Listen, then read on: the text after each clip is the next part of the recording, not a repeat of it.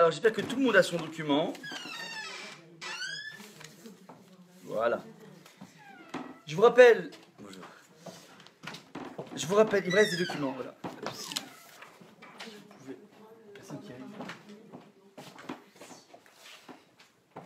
Je vous rappelle donc le thème du premier chapitre de Yona avant d'attaquer le deuxième. On s'est arrêté donc au verset numéro 11.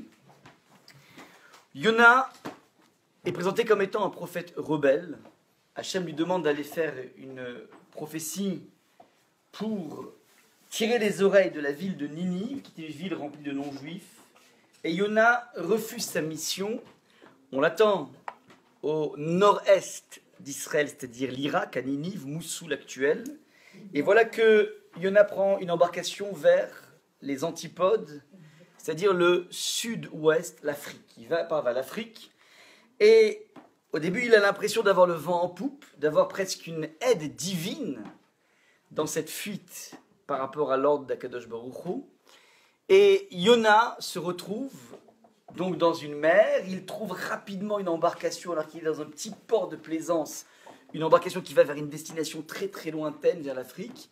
Sauf qu'en plein milieu de son voyage, une tempête se lève, une tempête qui est localisée exclusivement sur le navire de Yona, alors que la mer est d'huile à côté du navire de Yona. Et il comprend évidemment que Akadosh Baruch Hu a rattrapé Yona. Il croyait fuir Hachem, mais il ne fuit que dans la main du bon Dieu. Et donc ça, c'est un petit peu le premier acte de cette histoire de Yona. Alors on s'est évidemment posé la question, je ne comprends pas, un texte du canon biblique pour nous parler de l'incartade, de la rébellion d'un prophète. Primo, c'est bizarre. Secondo, pourquoi il n'a pas été immédiatement sanctionné par le courroux divin? Et c'est la raison pour laquelle on a amené plusieurs thèses. Les premières thèses qu'on avait amenées étaient la suivante. Soit Yona n'est pas clair dans sa prophétie, il pressent que Hachem essaie de l'amener vers quelque chose, et c'est quelque chose qui est tellement dur pour Yona qu'il préfère ne pas explorer de façon plus profonde la pensée d'Hachem, ce que Hachem lui dit. Et donc il s'enfuit avant d'avoir eu le message clair. Ça veut dire le message n'était pas clair. C'est la première thèse. La deuxième thèse, plus élaborée et qu'on va essayer de filer tout le long du livre, c'est que Yona engage un débat avec Hachem. Et le débat est le suivant. D'une certaine façon, l'idée d'aller voir des personnes corrompues et leur dire si ça continue, si vous continuez vos iniquités, vos attitudes anti-morales, non morales, sachez une chose, c'est qu'Hachem va abattre son courroux sur vous. Cette posture du prophète qui vient en menaçant la population, sachant pertinemment que cette population va mordre à l'hameçon, gêne profondément Yona, non pas parce qu'ils font tchouva, mais parce que c'est un petit peu trop facile. Tu fais toute ta vie les 400 coups, et puis arrive un moment où une personne commence un petit peu à te faire prendre conscience de ta déroute. À ce moment-là, la peur de l'enfer, la peur de je ne sais quoi, de la maladie, la peur de je ne sais pas quoi, fait que la personne embraye un nouveau chemin, mais de façon trop artificielle. C'est pas construit.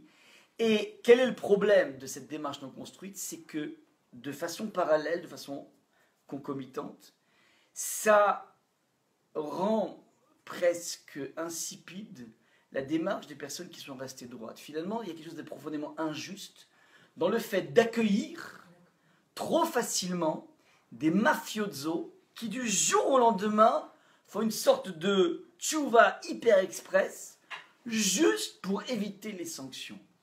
Ça, c'est la démarche de Yona qui dit que d'une certaine façon, il y a quelque chose de profondément pas vrai dans le fait d'agiter des pancartes, dans le fait de semoncer une population pour qu'elle agisse sous l'impact de cette amphétamine. Ça, c'est un petit peu, si vous voulez, la démarche que Yona va combattre.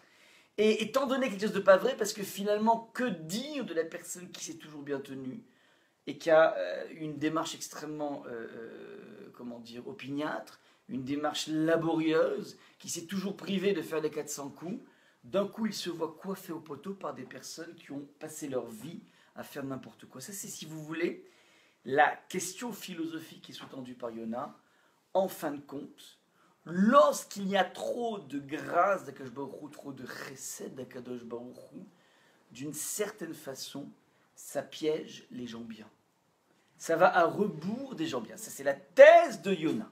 Donc ça, c'est ce que défend Yona dans sa démarche. À partir de là, on a vu un deuxième point absolument essentiel, c'est que Yona, dans sa démarche, dans sa façon de se démarquer par rapport à Kadosh Baruch Hu, va prendre une embarcation qui était peuplée de marins. Et on sait à quel point les marins ne sont pas des personnes, en général, de la plus haute moralité. Et ces marins, au fil du récit, deviennent tantôt Ish, le marin devient un Ish, un homme, verset numéro 7, puis ensuite, ils vont devenir des Anashim, des gens.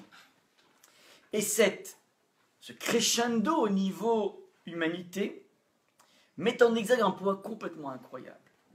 C'est que Yona, dans sa rébellion par rapport à Kadosh Baruch Hu, est en train d'inspirer une tchouva des personnes les moins, entre guillemets, recommandables. Le paradoxe est le suivant, c'est que Yona, dans ce débat qu'il lance avec Hachem, montre qu'il existe une possibilité de communiquer avec Hachem. Le judaïsme n'est pas un dogmatisme, nous ne sommes pas écrasés par la providence, nous pouvons parler avec la providence. Et lorsqu'on a cette stature de Yona, on peut même, entre guillemets, se plaindre de la façon dont Hachem manage le monde. Ça, c'est l'image, le film complètement incroyable auquel assistent les marins, qui font que, contre toute attente, au moment où la tempête sévit, ils décident d'abord chacun de prier leur divinité, et ensuite, une fois qu'ils prennent conscience qu'apparemment il y a un maillon faible dans ce bateau qui s'appelle Yona, au lieu de se liguer pour le jeter à l'eau, ils vont tout faire pour ne pas jeter Yona à l'eau. Le problème technique est le suivant, c'est qu'ils prennent par les mains Yona, ils lui trempent les pieds, et dès qu'ils trempent les pieds, d'un coup, le tsunami s'affaisse un petit peu. Ils trempent les genoux et ça se calme un peu plus. Et plus ils le trempent, plus la tempête se calme. C'est donc bien la preuve que le maillon faible, c'est Yona, il faut se débarrasser de Yona, mais ils vont tout faire pour éviter de le faire. Si c'était des personnes de mauvaise moralité, ils auraient dû rapidement se liguer en disant, bon, il y a quelqu'un qui n'est pas, qui est pas bien parmi nous, prenons cet étranger, ce Yona, cet hébreu, on le jette, c'est le bouc émissaire, et au moins on va calmer la colère des dieux.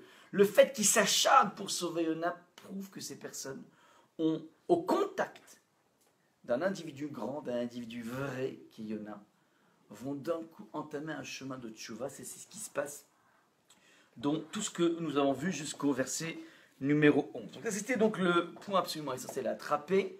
Yona, de façon paradoxale, dans cette façon de se démarquer par rapport à Kadosh Baruch Hu, est source d'inspiration, de rapprochement avec Hachem. C'est ça en fait le paradoxe, c'est incroyable. Oui, donc ce n'est pas une rébellion de bas étage, ce n'est pas une crise d'adolescence de Yona, c'est un vrai, comment dire,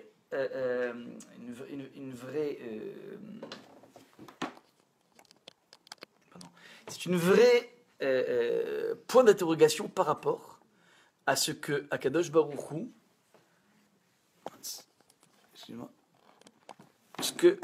la façon dont Akadosh Baruch Hu donc manage le monde. Voilà un petit peu donc ce qu'on avait vu jusqu'à présent. On lit le verset numéro 11. Vayomru elav mana asela, donc ils ont compris que le maillon faible c'est Yona, et ils lui demandent mais d'où tu viens? Ça veut dire ils sont pris devant deux sources de tension. La première tension, c'est la tension naturelle due au tsunami.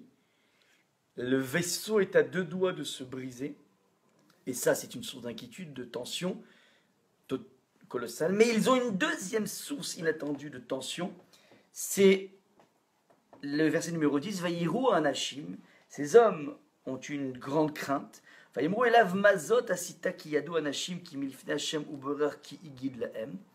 Excuse-moi, je me suis trompé, c'est le verset numéro 9. Excuse-moi, le verset numéro 8, tant qu'on y est. Vayimru elav agidana lanu ba'ashel emiara azot lanu, d'où vient ce mal, demandent les marins. Ma melartecha, quel est ton job? Ou ma'in tavo, où vas-tu? Ma artecha, c'est quoi ton pays? Ve'emize am ata, de quel peuple tu es? Ça veut dire, ils ont deux questions essentielles qui sont: pourquoi ce mal s'abat sur nous? Première question. Deuxième question, d'où vient Yona? Mais d'où vient Yona est étayé de façon beaucoup plus grande. D'où tu viens, quel pays? Ça veut dire, ils sont encore plus intrigués par la personnalité de Yona que par le tsunami qui s'abat sur eux. Ouais. Ça veut dire qu'il est encore plus spectaculaire, Yona. Yona, dans sa faculté de ne pas prier à Hachem au moment où tout s'effondre, d'aller se réfugier dans les cales du bateau, d'aller dormir alors que tout le monde fait tchouva, est quelque chose de tellement iconoclaste que personne n'arrive à comprendre ce qui se passe. Et donc, voilà ce que met en place donc cette situation complètement ubuesque. Alors, à ce moment-là, nous dit le verset numéro 10, Anashim, ces hommes ont tué, Anashim cette fois-ci, donc ce sont des hommes qui sont devenus des hommes. Et regardez un peu les codes de couleurs. Au début, dans le verset numéro 5, on avait Amalachim, c'était des matelots. Vaizek ou Ish, c'est un homme. Ensuite, Anashim. On a un véritable crescendo des individus. Yirag donne une grande crainte. Vayomeru elav mazot asita. Qu'est-ce que tu as fait? Qui yadou Anashim, qui milifne Hashem ou borer, qui igid lahem. Car ils savaient qu'ils s'enfuyaient de devant l'Éternel. Jonas leur a appris. Verset numéro 11. Vayomeru elav mana aselach. Maintenant, qu'est-ce qu'on va faire de toi? Vaishtok ayam me'alenu. De façon. Qu'est-ce qu'on doit faire pour que la mer, puisqu'ils comprennent que c'est une personne d'une grande stature, qu'est-ce qu'on doit faire pour que la mer se calme? Kiayam oler vesour, car la mer devient de plus en plus furieuse. Ce de plus en plus, c'était déjà un tsunami. Pourquoi de plus en plus? Il n'y a pas plus que de tsunami. La réponse, c'est ce que je vous ai expliqué d'après le Midrash. À chaque fois, il faisait descendre Yona, il le remontait. Il faisait descendre, il le remontait. Verset numéro 12. Vayomer Aleem, il leur répondit: Saouni vatiluni alayam. Prenez-moi et jetez-moi à la mer. C'est une volonté extrêmement claire de Yona d'en finir avec la vie. C'est-à-dire, Yona est en train de dire la chose suivante: si le monde doit être géré avec trop de rachamim, avec trop de miséricorde, avec cette absence de vérité, ce monde ne m'intéresse pas. Ce n'est pas le premier prophète qui rêve de se suicider, en tout cas qu'on l'aide à se suicider, puisque Élie aussi va avoir une phase durant laquelle il va se réfugier dans une grotte et il va aussi rêver en finir avec la vie. Il s'agit ici d'individus d'une telle sensibilité qu'ils n'arrivent pas à comprendre un monde tellement bancal. Ils se sentent tout simplement inadaptés à ce monde. C'est la raison pour laquelle ils n'ont absolument aucune hésitation à en finir avec leur propre vie. Mais il leur promet: vous me jetez à la mer, vous verrez, tout va s'apaiser. Car je sais pertinemment que ce Mistral, ce tsunami colossal, est dû à moi. Verset numéro 13. Vayarteru à Anashim. Ces hommes firent force de rame, alors ils vont essayer de le jeter à moitié, ils vont essayer d'échapper à la tempête en faisant force de rame. Donc vous vous imaginez en train de s'acharner pour essayer de sortir de la tempête, les Hashiv à la Yabasha le Yacholou, de façon à ramener l'embarcation vers la terre ferme. Ils n'ont pas réussi. Parce qu'en fait c'était un tumulte absolument infernal. Vayiru anashim yira gedola. À ce moment-là, on dit le texte. Alors j'ai sauté quelques passages juste pour arriver à cette fin du premier chapitre. Ces personnes ont eu une crainte, ira gedola, une grande crainte. C'est la deuxième fois qu'on le voit. Et Hachem, une crainte de Dieu. Avant, regardez, comparez le verset numéro 10 et le verset numéro 16.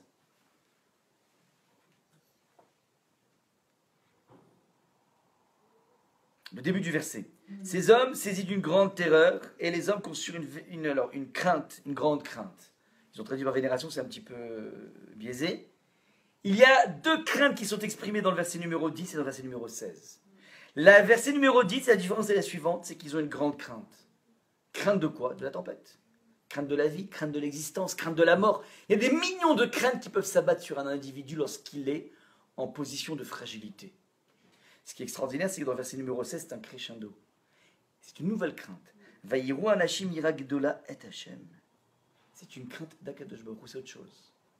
Ils ont réussi à canaliser ce moment de frayeur, ce moment d'angoisse existentielle, en autoroute vers le bon Dieu. Et ça, c'est très très intéressant dans la démarche de la tchouva, c'est que on est tous assaillis par différentes angoisses, différentes craintes. L'intelligence d'un juif, c'est d'essayer de, non pas ignorer ces angoisses, ouais, c'est partie de notre vie, mais être capable de convertir ces angoisses en lien avec Akadosh Baruch Hu. Ça, c'est un travail assez incroyable. Et encore une fois, je vous mets ici en exergue cette tchouva pure que vont faire ces marins qui sont devenus de grandes personnes, qui vont pas simplement être dans une disposition de crainte d'Akadosh Baruch Hu, nous dit le texte, Vaïsberu zevar Hashem vaïderu nedarim. Ils vont amener des zévar, c'est-à-dire des sacrifices. Troisième niveau, ils vaïderu nedarim, et ils firent des vœux en son honneur. Il y a 3 niveaux ici qu'on pourrait appeler des niveaux d'engagement dans leur tchouva. Très important. La première, c'est prendre conscience, pas simplement que j'existe, mais que j'ai un créateur. Premier niveau, c'est la crainte d'Akadosh Baruch Hu, et prendre conscience qu'on aura des comptes à rendre. Le monde n'est pas le fruit du hasard. Ouais. Il n'y a pas simplement qu'un horloger ou qu'un gendarme. Il y a, comment dire, une présence d'Akadosh Baruch Hu immanente qui interfère, qui fait son intrusion en permanence dans mon quotidien, à condition que je l'invite à venir. Ça, c'est le premier niveau, c'est une conscience d'Akadosh Baruch Hu. Cette conscience n'est pas qu'une conscience au niveau de la pensée, elle se traduit par des actes. Deuxième niveau, Vaïsberu Zevachim, ils sont venus amener des sacrifices qu'on pourrait appeler une sorte de remerciement à Kadosh Baruch Hu, une sorte de reconnaissance à Kadosh Baruch Hu. Le problème avec les sacrifices qu'on fait dans la vie, c'est qu'ils peuvent être, comment dire, circonscrits dans le temps. J'ai une fois amené une grosse tzedaka, j'ai une fois fait une mitzvah fantastique, j'ai une fois. Ce qui est intéressant, c'est qu'il y a un 3e niveau qui est amené ici, à part la conscience et l'acte d'amener un sacrifice à Yerushalayim, c'est qu'ils font des vœux, ils se lient par quelque chose, ils se lient par un engagement. On a ici les 3 phases de l'engagement d'un individu dans la Torah. Ce n'est pas simplement lié à une croyance en Kadosh Baruch Hu, une croyance active en Kadosh Baruch Hu, c'est lié à des actes charnels. Ça veut dire que mon monde spirituel trouve un lieu de cristallisation dans le monde matériel, et ceci de façon récurrente. Pas le one shot. C'est pas l'espace d'un instant, l'espace d'une époque, des moments de spiritualité. C'est un véritable engagement spirituel. Pardon ? Dans la durée, oui. C'est l'idée du Nédaleda, c'est que je suis lié par un vœu. Ouais, donc c'est quelque chose qui va se mettre en place. Voilà un petit peu comment nous concluons ce chapitre numéro 1 de Yona. Maintenant,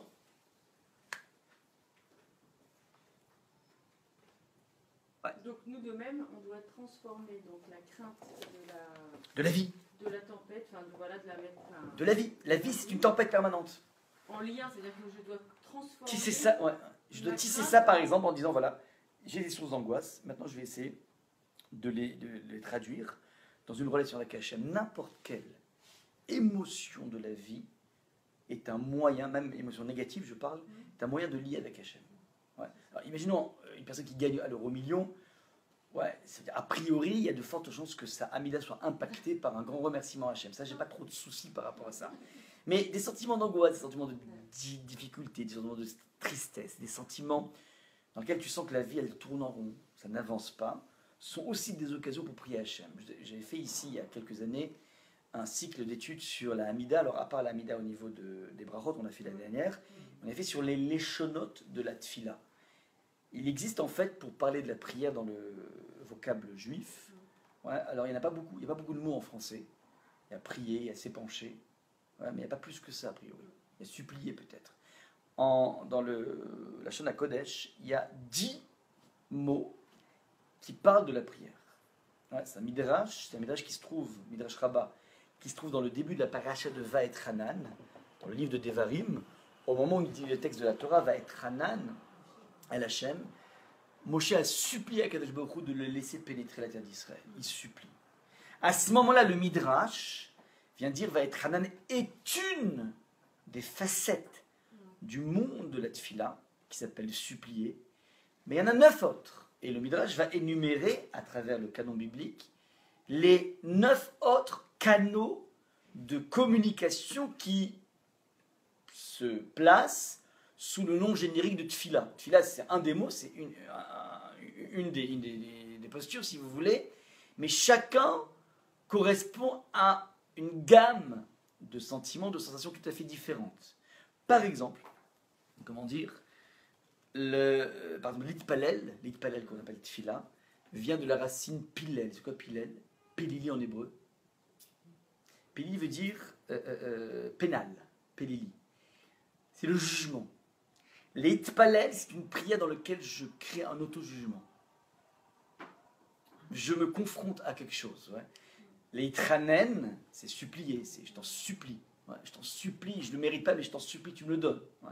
Les enfants connaissent très très bien la notion de supplication. Ouais. Alors, il y a Za'aka, le cri.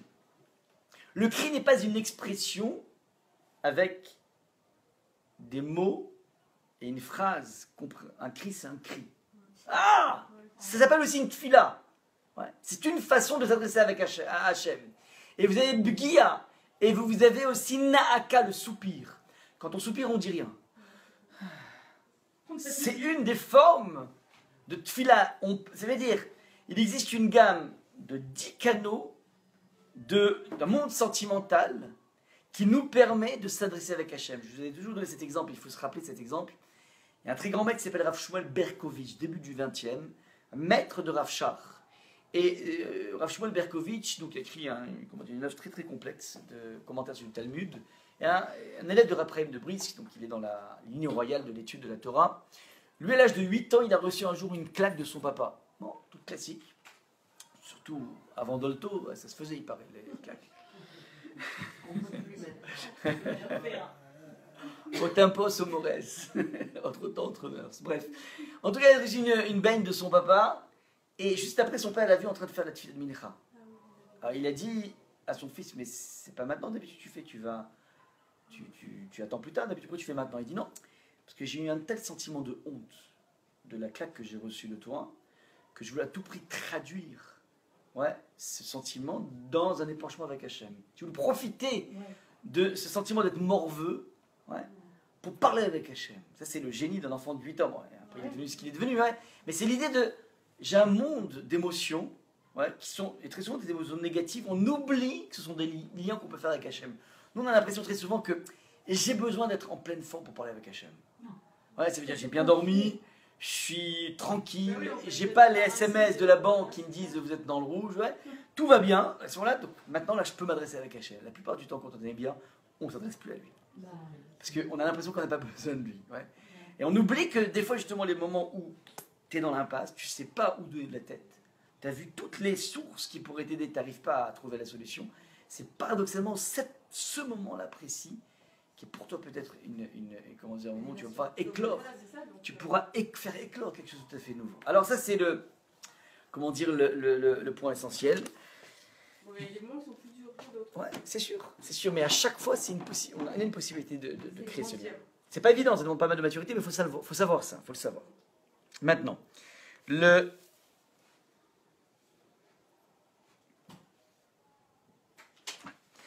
ce qu'on peut retenir parmi tous les messages qu'on a vus dans ce premier chapitre, c'est que Yona, c'est une chose. Au moment où il croyait avoir le vent en poupe, un petit peu comme ce voleur qui prie à Hachem que tout marche bien. Avec l'aide de Dieu, tout va bien marcher, le cambriolage va bien marcher. C'est paradoxe, Dans la littérature chassidique, il y a beaucoup de choses comme ça.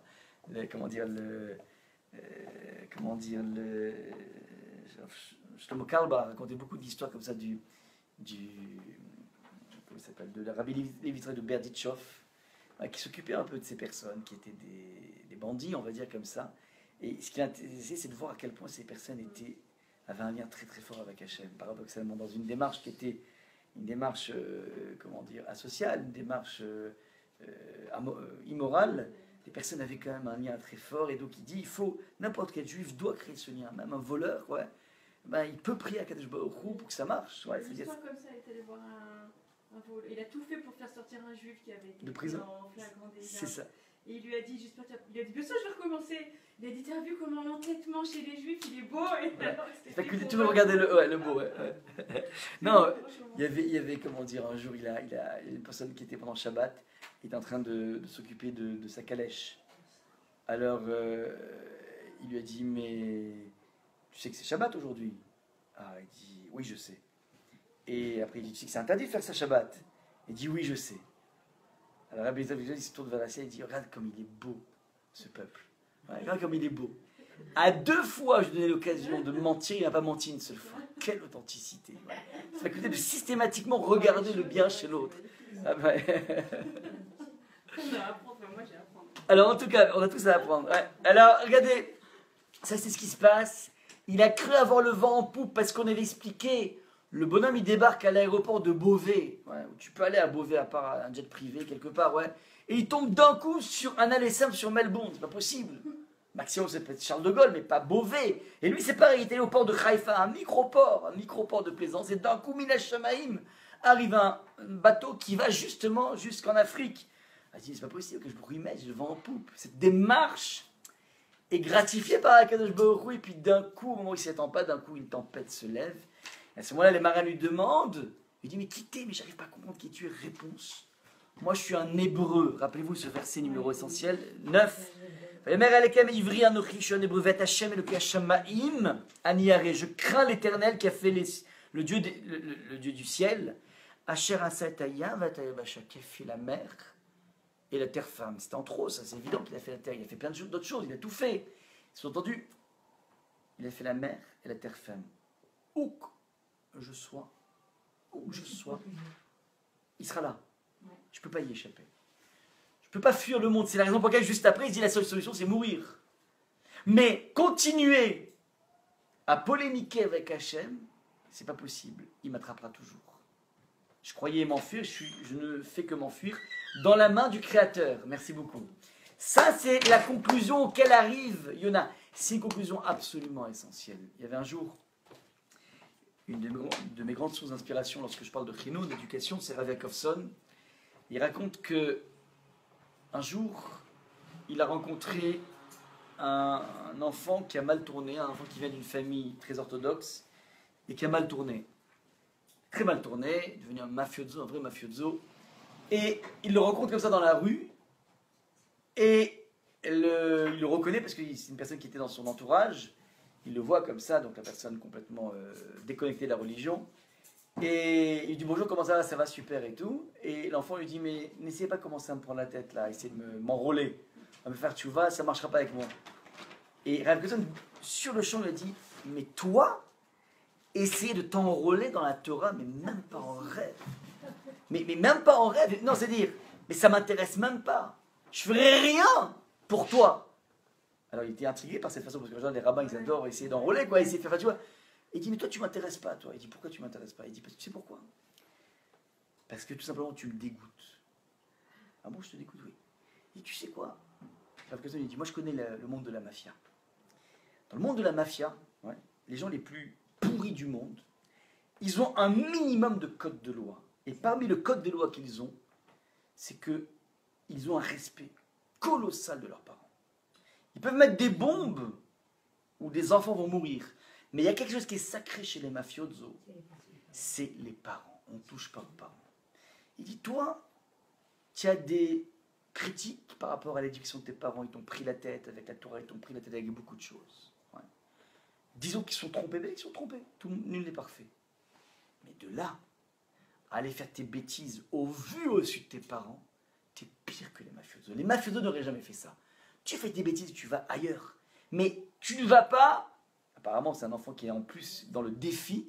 Tu fais pas ça devant toi. Un minimum du respect de tes parents. Donc toi, t'es pire comme mafioso. Tu m'intéresses même pas. Et ça l'a tellement choqué l'enfant qu'il a fait tchouva. Ça, c'est pour la fin de l'histoire.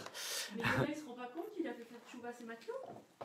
C'est ça le truc, non? Si, bien sûr qu'il se rend compte. Mais c'est pas suffisant. Parce qu'il fait faire tchouva. Parce qu'il est vrai. Et tout contact avec un individu vrai fait faire tchouva. Et bien donc ça lui dit bien que la tchouva rapide, elle n'est pas... c'est par le émettre. Mais justement, ça ne fait que l'asseoir dans sa position. Ça, c'est une tchouva comment dire, qui est profonde, puisqu'on voit un petit peu toutes les étapes. Ouais, c'est pas une tchouva d'un coup, j'arrête, comme on va dans le livre. Ce qui veut dire que lui, il milite pour une vraie tchouva, et donc l'autre tchouva est une tchouva de bidon. Donc il ne croit pas à l'autre tchouva, il ne croit pas à la tchouva de livre, il n'y croira jamais. Mais non, mais il vit la vraie tchouva. Mais il vit une vraie prise de conscience de personnes qui ne vont pas simplement, ah, j'ai volé, donc je vais récupérer le fil que j'ai volé pour démanteler mon habit, comme ils vont faire là-bas, c'est-à-dire une sorte de mascarade de la tchouva. Ils ont vu que ces personnes sont au lieu de le jeter, ça c'est un vrai test, ça. Ces personnes sont devenues des personnes morales dans la mesure où c'est des personnes qui sont prêtes à mourir pour Yona. Ça ne ment pas, ça. Mais ça ne le console pas. Mais ça veut dire que je suis, oui, prêt à faire. Lui, il a fait faire tchouva par quelque chose de vrai. Allez leur dire, vous allez brûler au Guéhinom, le Mashiach arrive demain, faites Shabbat. Ça, c'est du pipeau. Ouais, ça, c'est du pipeau. Ça, c'est une démarche qui s'appelle. Donc, ça ne fait que la soi là-dedans. Ouais. Et maintenant, ça, c'est donc ce qui se passe au niveau de Yona. Yona a appris une chose, tu ne peux pas échapper au Créateur. D'ailleurs, Avkazon raconte ce fait que toutes les personnes qui sont nées dans un monde connecté avec la Torah, lorsqu'ils prennent leur distance et ils décident de tout lâcher, c'est des personnes qui vivent très très mal leur vie. Au début, il y a une énorme excitation de se dire je peux faire ce que je veux, mais après ils passent leur vie dans des remords de conscience permanents.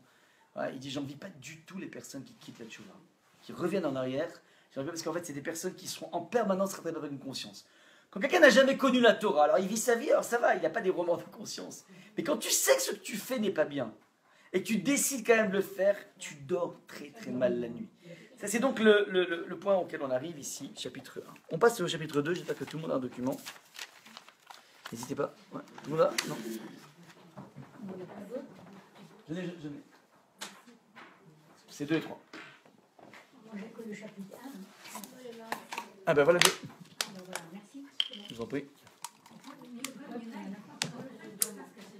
Comment? Ça, c'est la grande question qui est posée. Ouais. Mais apparemment, le livre de Yona est là pour nous montrer que on a le droit de parler avec Hachem. Il y a plusieurs possibilités de dire. D'abord, le message n'était pas forcément clair. Il n'était pas prêt à entendre ce message. C'est pas un jukebox, un prophète. Tu mets une pièce et boum, la musique elle descend. Ouais, c'est un homme. Et un homme a besoin de mûrir les enseignements. On va voir tout le livre de Yona et la façon dont petit à petit Yona va mûrir l'enseignement pour arriver au sommet, au paroxysme. Il vous manque encore, j'en ai. Non, je vais en prendre un pour ma soeur. Pas de souci. Hein. Ah, il y en a encore aussi.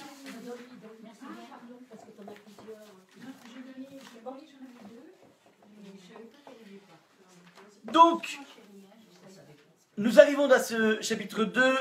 Yona, vous avez compris, la seule solution pour sauver l'embarcation, c'est de, contre leur gré, avec énormément de remords, ils se sont attachés à Yona, à cette personnalité hors du commun. Ils se sont sentis garants de Yona et malgré tout, ils sont obligés de le jeter. Il n'est même pas triste, lui, parce qu'apparemment Yona, il leur dit bah, allez-y, allons-y, jetez-moi à la mer et tout ira mieux dans la vie. Volonté très claire de Yona de se suicider. On verra que cette volonté de se suicider, elle va se renouveler dans le texte. Ouais, donc c'est Yona, l'enjeu essentiel, c'est se dire un monde comme ça ne m'intéresse pas, je préfère le quitter. Ouais. Je préfère le quitter un monde pareil. Maintenant, et je vous rappelle toujours que Yona s'appelle au début du texte Yona ben Amittai, fils de la vérité. C'est un homme qui va être mu par une force qui s'appelle le monde de la vérité. On y va dans le chapitre numéro 2. Vayeman Hachem Dag Gadol. L'Éternel suscita un grand poisson. Rappelez-vous, je vous ai marqué en vert, toutes les fois où l'expression Gadol apparaît dans ce texte. On a 14 fois dans ce petit texte l'expression Gadol. La grande tempête, le grand navire, le grand tsunami, tout est grand, tout est géant ici. C'est-à-dire de façon subliminale, on veut nous faire sentir qu'on va faire accoucher des idées très grandes, très profondes. Ouais, c'est pour ça en fait, que lorsqu'un mot se répète 100 fois, enfin 14 fois dans un même texte, ça veut dire qu'il y a un message, comment dire, latent qu'on veut te faire passer. Vaïman Hashem Dagadol Livlo Atyona. Donc, Akadosh Baruch Hu va susciter un énorme poisson pour avaler Yona. Vaï Yona Bimeadag. Et Yona va être dans les entrailles du poisson, Shloshayamim ou Shoshalelot. 3 jours et 3 nuits. Verset numéro 2, va être Palel Yona. Yona s'est mise à prier. El Hachem Elokav, vers Hachem son Dieu, Mimee Adaga, des entrailles du poisson. Voilà un petit peu donc les 2 premiers versets. Qu'est-ce que vous remarquez ici? Je vous ai drôlement aidé grâce au code de couleur. Amen. La répétition du mot? Alors, à l'identique ou pas à l'identique? Non. Alors, en français, ça donne à l'identique, mais en hébreu, il y a une petite nuance. Il y a dag. Il y a le qualificatif en plus. Non, dag et daga. Ah oui, daga, oui. Oui. Il y a dag au masculin et daga au féminin. Ce qui veut dire, expliquent les commentateurs, qu'il a commencé d'abord par être dans les entrailles d'un baleineau. Je ne sais pas si c'est le masculin de baleine. Oui, c'est ça? Oui, oui, oui. Ouais, vous l'accordez? Ok, alors on va dire baleineau. Comment? Ouais, d'accord. Ouais, c'est plutôt le fils. Alors, je sais pas, un cachalot. Alors, c'est quoi le monsieur baleine? Ça n'existe pas, ouais. Bon, je sais pas, baleine au masculin, Et après, et puis daga, c'est féminin, baleine au féminin. donc il est passé d'un poisson à l'autre. Il est passé d'un poisson à l'autre. Ouais, il a trouvé ça sympa, il a trouvé un surf, il s'est dit on va se faire un petit surf à la Hawaï, et il est parti. Alors, c'est quoi l'idée? Masculin, féminin. Première différence. Deuxième différence, De 3 jours. on voit qu'il reste 3 jours dans les entrailles du baleine masculin. Oui. En revanche, dans les entrailles de la baleine féminin, il prie. Donc il y a une nuance de ce qui se passe. Ouais. Il reste 3 jours et 3 nuits chez Monsieur Baleine et il prie chez Madame Baleine. On ne sait pas combien de temps. On ne sait pas combien de temps il est resté. En tout cas, apparemment, on ne parle pas de durée de temps. Non. Qui fait dire aux commentateurs que c'est immédiat.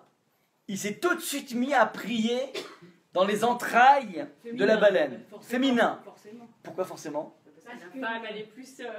Pas pour ça. Ouais, mais ça c'est trop mystique. Plus simple.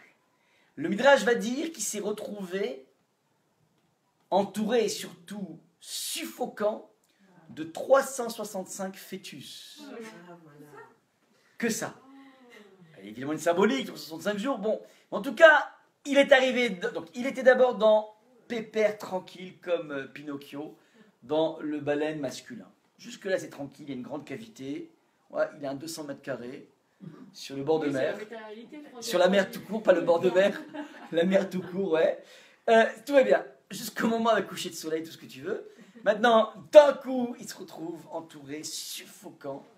Et à ce moment-là, nous dit le texte, va yitpalel Yona el Hashem Eloka. Faites bien attention. C'est la première fois que Yona s'adresse à Hachem. Sous forme, pas de parole, mais de prière. Jusqu'à présent, c'était un cinéma muet, chapitre 1. Ce n'est qu'un descriptif de ce qui se passe. Il n'y a pas une seule fois, Yona marque par son comportement une rébellion. Il va aux antipodes de la destination vers laquelle Hachem veut l'amener. Mais pas une seule fois, nous assistons à un dialogue entre les deux. Le dialogue va mettre énormément de... Pardon? On le sent calmé là. Non? Je ne sais pas. Va être palel Yona el Hachem et le kav mimé adaga. On va voir s'il est calme. Regardez ce que dit verset numéro 3. Dans ma détresse, j'ai invoqué l'Éternel, il m'a répondu. Mi beten sheol shavati shamati koli. Du sein du Sheol, je t'ai imploré, tu as entendu ma voix. Je continue dans la suite. Vatashlicheni metsula bilvaviamim. Tu m'as précipité dans les flots au cœur des mers, et les courants m'enveloppaient, toutes les vagues et toutes les lames passaient sur moi. Vous imaginez le spectacle, comment dire, bouillonnant de Yona qui est en train de suffoquer, déjà dans l'eau. Ouais. Déjà, je me disais, je suis repoussé loin de tes regards, mais non, je veux contempler encore ton temple saint. Les eaux m'investissaient, menaçant ma vie, j'étais cerné par l'abîme, les algues étaient régnées, ma tête, précipitée jusqu'à la racine des montagnes, la terre me faisait fermer ses barrières pour toujours. Tu as sauvé ma vie de la perdition. Éternel mon Dieu, ceux qui révèrent les idoles menteuses, ceux-là font bon marché de leur salut, ils peuvent toujours rêver pour être sauvés. Pour moi, c'en c'est en te rendant hautement grâce que je t'offrirai des sacrifices, j'accomplirai les vœux que j'ai prononcés, les mêmes deux thèmes qu'on avait vus chez les marins, les sacrifices et les vœux. Yeshuata l'Hachem, le secours vient du Seigneur. Alors on va analyser ce texte, qui est un texte qui a l'air très, je ne sais pas comment dire, poétique, mais qui n'a rien de poétique, vous allez voir tout de suite. Bah, ça a l'air surtout égoïste parce que tant que c'était les autres, ils ne priaient pas. Ouais. Comme c'est lui qui est en train de mourir, Ok. il s'y met. Donc Yona, oui mais il était prêt à mourir. Il était prêt quand même à mourir, mais il n'a rien fait pour. Enfin, il n'a pas prié quoi. Il y a un changement. Il y a un changement radical. Ouais. Il y a un changement de cap radical de Yona, mais attention, la partie n'est pas du tout gagnée. Et ce changement radical est dû non pas, faites attention, au fait qu'il a failli être englouti par les eaux, ni le fait qu'il ait fait un passage dans les entrailles d'un baleine. Je veux dire un baleine, désolé du barbarisme. Mais c'est au moment où il était au contact de quoi? Des fœtus. Comment on dit le fœtus en hébreu? Comment on dit la matrice en hébreu? Rechem. L'utérus s'appelle en hébreu Rechem. Rechem vient de Rachamim qui veut dire la miséricorde. Quel est le lien entre l'utérus et la miséricorde? Réponse extrêmement simple. Je suis dans un public féminin, vous devriez le savoir. Mais oui, ça donne vie à un enfant, quoi. Ça donne vie à quelque chose de tout à fait étranger à soi-même. Il n'y a rien de plus rachamim que l'utérus. Et d'ailleurs, même au niveau physiologique, c'est un organe qui est inimitable. On peut créer des cœurs artificiels. Il y a des millions de dollars qui ont été déversés pour essayer de créer des utérus artificiels. C'est pas possible. Pourquoi? Parce qu'il est trop souple comme organe, c'est-à-dire il s'adapte tellement en trop à tout qu'on ne peut pas le cerner dans une machine. Il peut s'adapter à toute forme de tension, à toute forme de pH, à toute forme de configuration, si vous voulez. Ça, c'est l'apanage de l'utérus. C'est ce qu'on appelle la gémichoute, par exemple, ça veut dire c'est la souplesse. Comme les femmes, elles sont souples, dans le sens où, c'est pas grave, un enfant, il a fauté, on avait promis une sanction, c'est pas grave, on passe. Ouais. Cette faculté de souplesse. En général, un homme est beaucoup plus rigoureux, on va dire comme ça. Ça, c'est la souplesse par excellence. Ça, c'est le rechem, c'est-à-dire que d'une certaine façon, Akadosh Baruch Hu, ça c'est quelque chose qui est mis en place par Hachem, l'a fait passer par un séjour chez Monsieur Baleine et tout va bien. Un séjour de 3 jours. Alors, je vous donne quelques informations importantes. 3 jours dans les entrailles de la baleine. Il va passer aussi dans le chapitre 3 3 jours à parcourir la ville de Ninive pour les prévenir, faites gaffe, parce qu'il va finir par abdiquer après. Et il va annoncer que d'ici 40 jours, si vous ne faites pas de tchouva, tout va aller mal. En 2 mots, on a ici un jeu de 3 jours et de 40 jours. Ça vous rappelle quoi, 3 jours et 40 jours? Alors, il y a, au niveau physiologique, 3 jours, c'est le temps de la conception. D'ailleurs, on a des incidences au niveau halachique, la semence masculine peut rester 3 jours dans la cavité utérine. Ouais. Ça, c'est donc la première chose. 3 jours, c'est le temps de la conception. Il y a une possibilité d'action pendant 3 jours. 40 jours, c'est le temps de la conception. Au bout de 40 jours, d'après la Gemara, on a déjà un enfant, alors un micro-enfant, mais il a tout dedans. Ça a été démontré dans les années 90. Ouais, que 40 jours, c'est la date à partir de laquelle on a un véritable petit bonhomme. Petite bonne femme. Alors, mais t'as tout. Il manque rien dans le développement. Ouais. Après, ce n'est qu'un déploiement. C'est pas un développement, c'est un déploiement de la même chose. Ouais. 40 jours. Où est-ce qu'on a vu aussi 3 jours et 40 jours? Faites bien attention. Donc, c'est-à-dire, attention, si on dit qu'il y a 3 jours et 40 jours, ça veut dire qu'il y a quelque chose qui va naître. Yona va renaître dans les entrées de la baleine. C'est un nouveau Yona. C'est une renaissance. Donc, il y a une tchouva qui va être mise en place par Yona. Où est-ce qu'on a vu 3 jours et 40 jours? Alors, évidemment, on retrouve 40, les unités de mesure du mikvé, c'est vrai, parce que le mikvé, c'est quoi? C'est une renaissance. C'est un cycle, ouais, et un cycle est là pour venir accueillir une nouvelle possibilité de naissance, de renaissance. Et d'ailleurs, c'est intéressant, un mikvé, toujours, vous verrez, vous ne verrez jamais des mikvés sur pilotis. Ouais. Milliardaire qui a envie de se faire un petit plan, là, genre un mikvé en hauteur, ça n'existe pas, salut. Ça n'existe pas, ça. Ouais, il faut toujours que ce soit à même la terre. Vous savez comment on appelle la cavité du mikvé dans le vocable talmudique? Le kever, la tombe. Ouais, c'est le kever. Ouais, c'est très romantique hein, pour un mikvé. C'est quoi l'idée? Ouais, c'est quoi l'idée? C'est que lorsque la femme se trempe, ou l'homme même se trompe au mikvé, et d'ailleurs on recommande au niveau halachique une position fétale. Oui. Vous remarquez que c'est une position fétale. D'une certaine façon, c'est une façon de retrouver le liquide amniotique pour accoucher de quelque chose de nouveau. Créer un nouveau lien avec son mari. C'est l'apanage du monde juif extraordinaire de pouvoir recréer un lien tout à fait inédit chaque mois. C'est la plus géniale peut-être du judaïsme. Pardon? Pourquoi la tombe? Pourquoi le vert? Parce que dans la tombe, il y a une mort. Mais la mort Ah oui, elle donne qui du permet feu, une ouais. naissance à une vie. Exactement. Comme tous les phénomènes. Lorsqu'on plante une graine, ouais, elle se Mais putrifie d'abord, avant. elle vit, et Exactement. après, elle change. Exactement. Donc en fait, il y a ce passage, ouais. Ce passage, comme disait Simone de Beauvoir, que de façon. Ouais, mais je l'utilise parce que c'est intéressant. Elle a dit que. Comment dire, d'une femme je vais la citer si je n'ai plus dans la tête. Ouais. Elle parlait donc de. Elle expliquait c'est-à-dire, on peut voir ça de façon assez dure de comprendre. Enfin, il y a quelque chose d'assez bizarre dans le phénomène des règles. C'est qu'en fait, il y a une nidation qui se met en place. Et de façon générale, il y a un recyclage au niveau de tous les organismes, de tout ce qui est sécrété par le corps. Il y a un système de recyclage. Et la seule exception, c'est justement le phénomène des règles. Ça ne sert à rien. Ouais, c'est-à-dire qu'on aurait pu très bien imaginer que toute la nidation qui s'est mise en place soit recyclée. Et là, il y a en permanence, d'une certaine façon, un rythme de contact avec la mort. Et Simone de Beauvoir appelle ça, comment dire, l'espoir d'une vie s'envole dans ses dentelles rouges. Ça, c'est donc l'expression, je me retrouve très bien, je vous pourrez le retrouver. Ouais, il y a quelque chose d'assez incroyable dans ce cycle. Il y a un contact avec la mort. Et c'est ça, en fait, le principe de la Touma. La Touma n'est pas une impureté. C'est partout, il y a un potentiel de vie qui n'a pas éclos, on parle de Touma. Ouais. Il y a un corps, un corps, lorsqu'il meurt, il est tamé, pas parce qu'il est impur, c'est dans le sens où il y a un potentiel de vie qui s'est évaporé, c'est ça l'idée. Mais ce qui est intéressant, c'est qu'on peut enchaîner dans la vie, les phases de mort avec des phases de vie, c'est ça l'idée. Ouais, donc, toute cette symbolique du Kever, ouais, c'est pas qu'une symbolique, c'est une réalité, avec Arbaïmsa, parce qu'on va faire accoucher quelque chose de nouveau. Mais on a vu au niveau historique du peuple juif, le chiffre 3 jours, C'est pas comme Moshe monté? Exactement. 40 ans dans Et les- 3 jours de préparation au don de la Torah. À Gbelo, on s'est préparé pendant 3 jours. Et Moshe Rabbeinu va monter pendant 40 jours. Parce qu'il va accoucher de l'idéologie juive. Ouais, c'est la structure, la forme du juif, ouais, c'est par la Torah.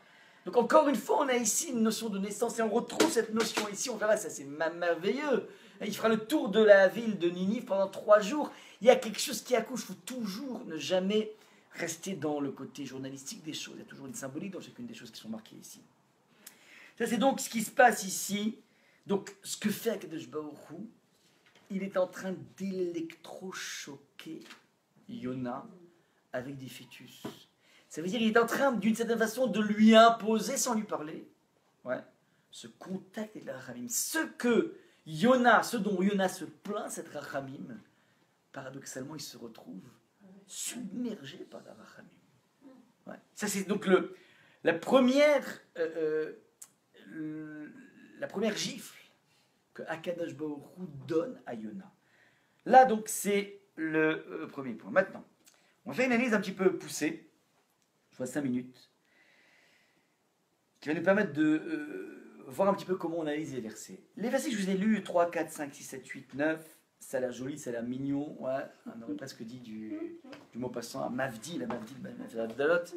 Ouais, alors, il y a, une structure très très précise qui est mise en place. C'est ce qu'on appelle un chiasme. Ouais.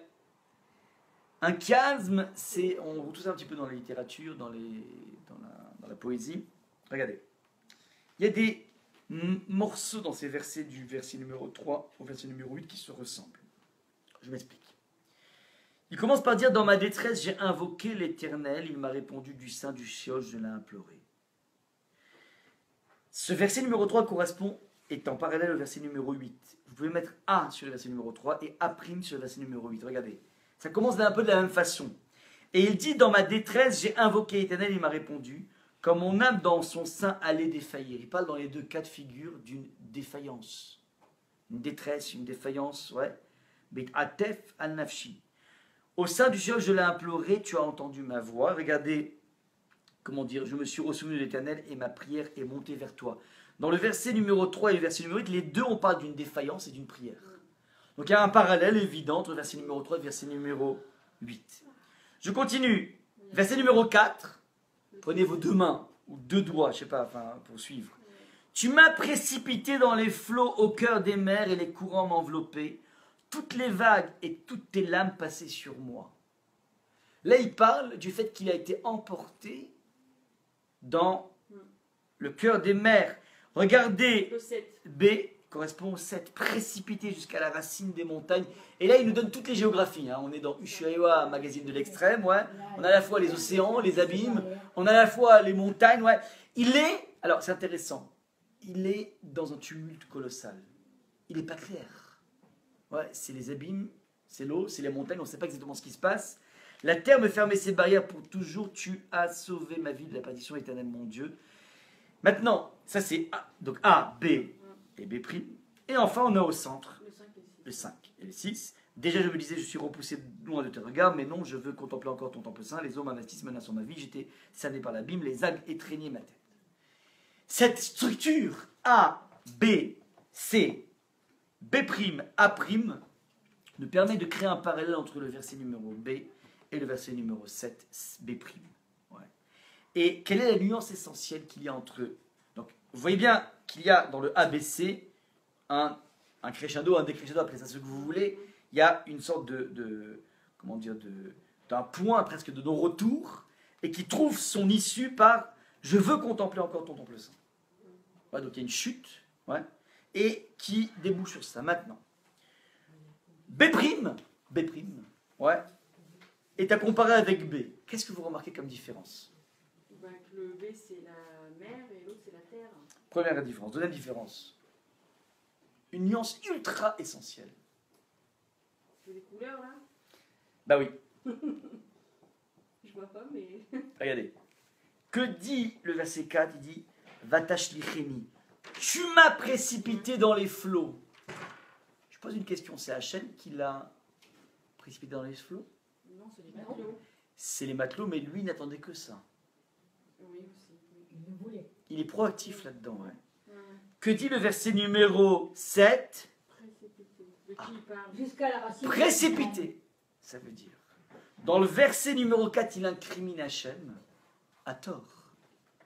Dans le verset numéro 7, et c'est ça en fait la progression, il reconnaît que ce n'est pas Hachem qui l'a précipité, c'est lui-même qui s'est laissé précipiter. Ça veut dire, on a ici, dans notre relation avec le Kadosh Baruch Hu, le schéma type de la personne qui s'est mis dans la panade et qui va accuser tout le monde à part lui. C'est le principe de la victimologie. Ouais, c'est classique. Ouais. Classique. Et c'est exactement ce que vit ici Yona. Yona va incriminer celui, et c'est encore plus profond, qui est justement celui qui peut justement le sauver. Et qu'il implore.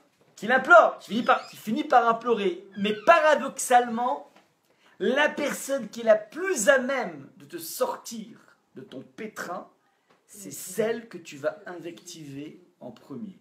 C'est ce que l'on voit ici chez Yona, mais il y a une progression, c'est pour ça que je vais parler de B et B', puisqu'au début il dit tu m'as précipité, après il dit les kids ve'arim yarati, je suis descendu, je me suis précipité.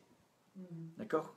Maintenant, dernier point, Donc c'est la reconnaissance de sa propre faute. il reconnaissance du fait qu'il était proactif, qu'en tout cas, s'il y a un problème, c'est pas d'Hachem, parce que Hachem n'est là que pour sauver. C'est encore une deuxième facette du contact avec la Rachamim. Ouais. Ça veut dire, c'est celui qui est le plus Rachamim qu'on va essayer d'accuser le plus. C'est ça qui se passe ici. Et là, d'un coup, il abdique, il reconnaît qu'en fait, s'il y a erreur, c'est pas de Hachem, c'est de lui. Ouais. Attention, mais ça ne veut pas dire qu'il abdique au niveau de sa théorie. Cette théorie, elle est toujours valable pour lui. On verra qu'il mettra beaucoup de temps, enfin, on essaie de voir dans quelle mesure il y a en tout cas, il y a, si vous voulez, une certaine maturité qui se met en place chez Yona, une maturité évidente. Oui ou pas? Ok. Ça, c'est donc, comment dire, ce qui se trame ici. Et je finis sur le verset numéro 10. Pour moi, c'est en te rendant hautement grâce que je t'offrirai des sacrifices. J'accomplirai les vœux que j'ai prononcés. Regardez. Yeshua l'Hachem. Yeshuata l'Hachem. Le secours vient du Seigneur. Ça veut dire quoi cette phrase? Ça veut dire qu'il fait confiance à Hachem et que... C'est une fila. Il reconnaît finalement que c'est. C'est une fila. C'est un appel. Faites attention, regardez. Il y a une nuance magnifique qui est marquée ici. Vani bekol toda esbechalar. Et moi, avec une voix de remerciement, hautement de grâce, je t'offrirai des sacrifices. Je t'offrirai, c'est du tu. Il tutoie Hachem, comme nous. Et puis d'un coup, il passe une sorte de presque vouvoiement. Yeshuata l'Hachem. Le secours vient du Seigneur. Ça veut dire quoi ça? Il passe du tu au. Alors, c'est un paradoxe. Le tu, c'est la proximité. Le il, c'est conceptuel, c'est la distance. Le Rajba, un maître de Barcelone, Moyen-Âge, explique que nous faisons un non-stop. Quand on dit Baruch ata Hashem Elokeinu, Melech haolam, on manie en permanence la dimension de transcendance avec les dimensions d'immanence. Baruch ata, c'est une proximité. Elokeinu, c'est une distance. Ça veut dire que il y a ici encore une fois une zone de confusion entre proximité et distance. Ce qui est extraordinaire, c'est qu'il ne prie pas ici. Il ne fait que reconnaître qu'il existe un canal qui s'appelle la prière, mais lui, il n'est pas en mode actif de prière. Vous entendez ce qui est marqué ici ou pas? Yesh, il reconnaît que le sauvetage vient d'Hachem. Ça ne veut pas dire qu'il prie. Ce n'est que conceptuel. Ça n'a pas encore pénétré. Il n'a pas le cœur à prier. Ouais, Il n'a que a l'esprit. des promesses. Je suis prêt, mais ça c'est ce qu'on appelle... On connaît le concept, mais pas encore dans le. Du concept, c'est de la reconnaissance, mais ce n'est pas une vibration. Non. Ce n'est pas la vibration de la prière qui se met en place. Ouais. C'est déjà pas mal. Évidemment que c'est pas mal, c'est un chemin. Mais je veux juste vous faire toucher du doigt la subtilité de l'étape à laquelle se trouve Yona. Je m'arrête là, on fera Bezat Hashem la semaine prochaine. Le chapitre 3. Ça ne veut pas dire que donc, quand on commence par la vibration et après le concept, ça ne va pas? Si on fait l'inverse. Il y en a qui vibrent d'abord et après qui. Yona a déjà vibré. Il ne débute pas dans sa carrière, il a déjà vibré. Là maintenant, il a besoin de se reconnecter par rapport à cette vibration. On va peut-être donc là, c'est pour dire il y a effectivement cours, bien qu'il y ait un petit problème d'incidence au niveau de